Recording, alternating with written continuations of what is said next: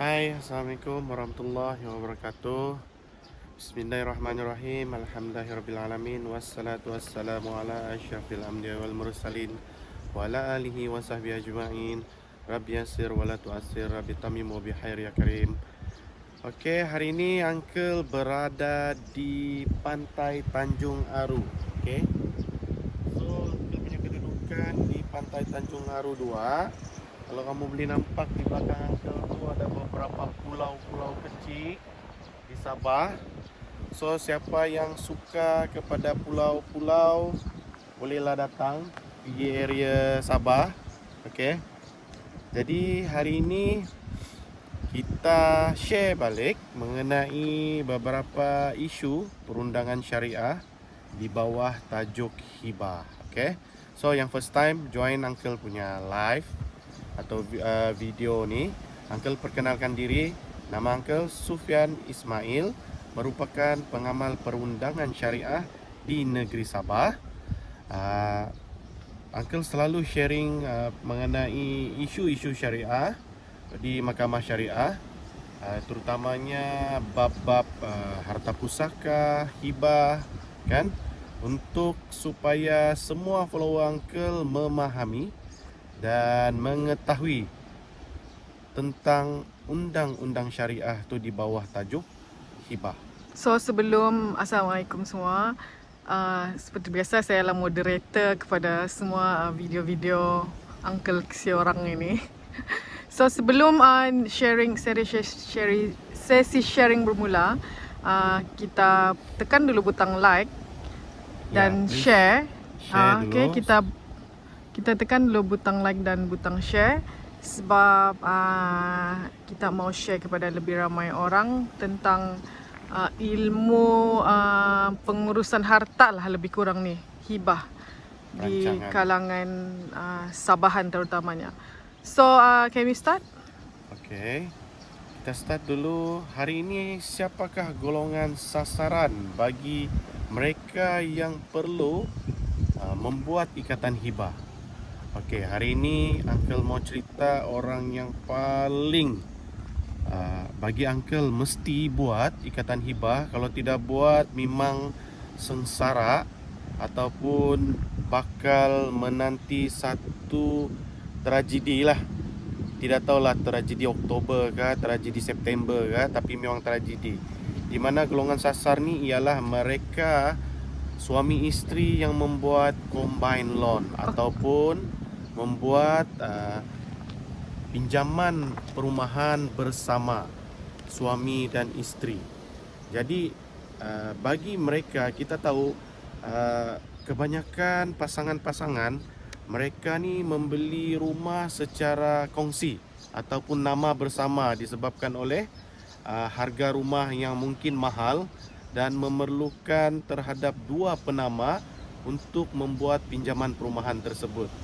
Okey, kita tahu apabila satu rumah ini mempunyai dua penama, bermaksud pinjaman adalah dua orang peminjam.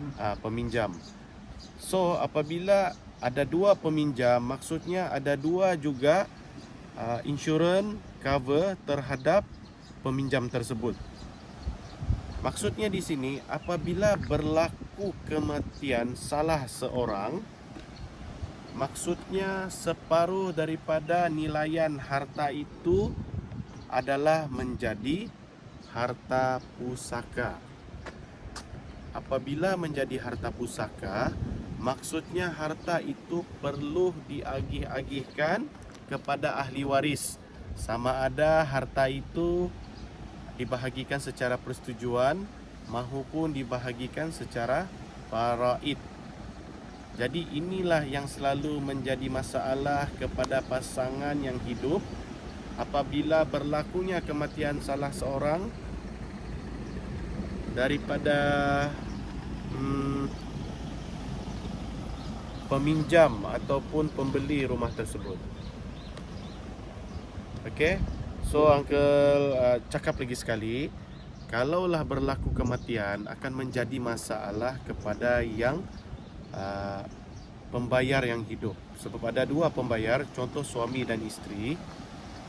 Jika ada salah satu meninggal dunia, bahagian yang satu itu telah pun menjadi harta pusaka, di mana harta pusaka ni wajib diagih-agihkan kepada ahli waris.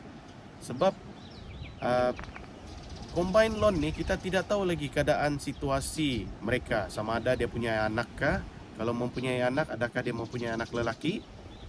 Kalau tidak mempunyai anak lelaki, bermaksud ada kemungkinan besar ahli waris tu mungkin di kalangan saudara atau adik-beradik si mati.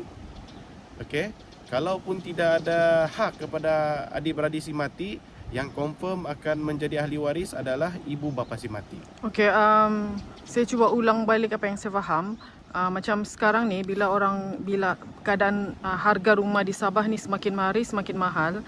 Jadi bila satu keluarga ni mau beli rumah, dorang terpaksa combine loan. Artinya suami dan isteri membeli satu rumah tu atas satu loan yang sama. Sebab tidak layak. Kelayakan untuk suami ataupun isteri saja satu loan tu dia tidak layak, so dia kena combine loan. Itu yang senario yang kita cakap sekarang ni. Tidak kira lah sama ada dia pakai loan bank biasa konvensional ataupun federal loan ataupun loan kerajaan, dorang guna combine loan. Artinya dalam satu SNP tu ada dua penama dalam pembelian satu unit rumah. Betul, ya. Sekarang masalahnya ialah bila jika berlaku kematian dan tiada urusan hibah dibuat sebelum meninggal, itulah yang masalah. Orang lain akan datang menuntut bahagian orang yang meninggal tu. So boleh daripada sana kita explain seterusnya. Okey, seandainya berlaku kematian, harta pusaka ni akan dituntut oleh ahli waris. Ahli waris tu lagi yang menjadi persoalan, siapakah ahli waris? Seandainya pasangan itu tidak mempunyai anak, maksudnya orang yang baru kahwin lah. So, apabila tidak mempunyai anak, orang yang akan menjadi pewarisnya itu mungkin adik-beradik si mati. Okey, cerita paling senang kita kasih nama dia. Ahmad dan Ani. Okey, bukan nama sebenar, kami guna-guna aja nama ni. Ahmad dan Ani mereka ni sudah berkahwin dan mereka membeli rumah, salah satu rumah di Kota Kinabalu lah contohnya. Okey, harga rumah tu 500,000 kerana dorang tidak cukup kelayakan gaji, maka 500,000 tu dorang combine loan untuk membeli rumah tersebut. Okey, daripada sana. Okey, apabila berlaku kematian, Ahmad dan Ani. Kita bagi contoh yang meninggal tu Ahmad. Apabila Ahmad meninggal, ahli waris dia tu adalah ibu bapa si Ahmad. Tapi apabila bapa si Ahmad tu memang tiada, sudah meninggal awal, maka adik-beradik si Ahmad, contoh adik-beradik si Ahmad ni ada 5 orang termasuk si Ahmad. Maksudnya dia ada 4 orang adik-beradik. Mungkin adik-beradik dia ni ada lelaki dan ada yang perempuan. So kesemua adik-beradik si Ahmad tu adalah ahli waris. Dan mereka ni merupakan orang yang berhak menuntut harta si Ahmad. Oh, jadi artinya kalau Ahmad meninggal dunia, ibu dan bapa Ahmad boleh menuntut. Betul, boleh menuntut. Seandainya bapa si Ahmad tu memang meninggal awal, akan lagi jadi berat sebabnya adik-beradik si Ahmad tadi, tidak kisahlah lelaki dan perempuan, keseluruhan adik-beradik itu juga merupakan ahli waris dan boleh menuntut harta pusaka si Ahmad. Oh, artinya jika Ahmad meninggal, ibu dan bapa, ibu dia belum meninggal, ibu boleh tuntut tak? Boleh tuntut. Okey, sebab kalau ibu memang ada portion 1/6. Kalau ada ibu bapa, adik-beradik dia boleh tuntut tak adik-beradik Ahmad? Itu tidak boleh tuntut sebab bapaknya menjadi penghalang terhadap adik-beradiknya lain untuk dapat. Oh, jika Ahmad meninggal, dia ada ibu bapa, maka ibu bapanya lah yang akan menuntut harta sebahagian tu, sebahagian daripada rumah tu. Sebahagian daripada nilaian rumah tu akan menjadi hak si ibu bapa si Ahmad. So jika bapa Ahmad meninggal, maka mak dia lah yang akan tuntut. Betul. Tapi kalau mama dia tuntut, bapa si Ahmad tiada, adik-beradik dia pun boleh tuntut. Lagilah banyak menuntut. Lagi banyak yang menuntut. Biasanya yang akan menjadi lebih susah apabila adik-beradik itu menuntut. So masalah dia sekarang, kalau ibu dan bapa Ahmad tu sudah meninggal, adik-beradik Ahmad yang ada 10 orang contohnya, 10 orang tu akan menuntut lah. Betul, 10 orang akan menuntut 10 orang punya perangai macam mana menuntut. Tapi kita tidak boleh halang sebab mereka memang ada hak. Memang itulah hak di dalam faraid dari segi waris. Jadi sedihlah sebab rumah tu masih ada bahagian isteri yang sedang membayar pun dengan bank. Betul, bayangkanlah separuh bahagian rumah tu terpaksa diagihkan bahagian waris-waris tu. Selalunya yang terjadi macam mana tu? Sebab isteri masih lagi membayar separuh portion kepada bank. Jadi macam mana selalunya mahkamah akan buat macam mana? Gini, mahkamah akan memberikan peluang kepada isteri sama ada ingin memberikan portion ataupun bahagian ahli waris yang lain menggantikan bahagian hak mereka. Hak suami itu, hak si Ahmad. Begini, apabila rumah ni merupakan sebahagiannya menjadi harta pusaka, mahkamah akan mengarahkan ahli waris untuk buat satu valuation terhadap rumah tersebut. Bayangkan rumah kita beli tu sekarang, dulu asalnya 300,000. Mungkin zaman sekarang dia naik harga kepada 500,000. Jadi ada 250,000. Maksudnya separuh yang menjadi harta pusaka nilaian semasa tu adalah 250,000. Jadi maksudnya si isteri tu kena menyediakan 250,000 cash untuk dibahagikan kepada waris-waris yang menuntut. Okey, dia macam gini, apabila dia tiada anak, mungkin sebahagian harta tu adalah bahagian si isteri. Sebab faraid isteri juga ada bahagian. Jadi dia terpaksa memberikan lebihan daripada faraid selain daripada dirinya yang telah dibahagi. Yang bayangkan berapa banyak selepas 250,000 tu lah ditolak lagi. Contohlah kalau dia ada bahagian 1/4 contohnya sebab dia tidak anak. Jadi sebahagian yang lain tu dia terpaksa ganti dengan cash. Yang pastinya susahlah mau sediakan cash lagi. Betul, sedangkan dia beli rumah ni tidak mampu pasal tu combine loan. Apalagi mau sediakan duit mungkin dalam 200k untuk cover balik ibu mertua, ipar-ipar punya bahagian dalam faraid.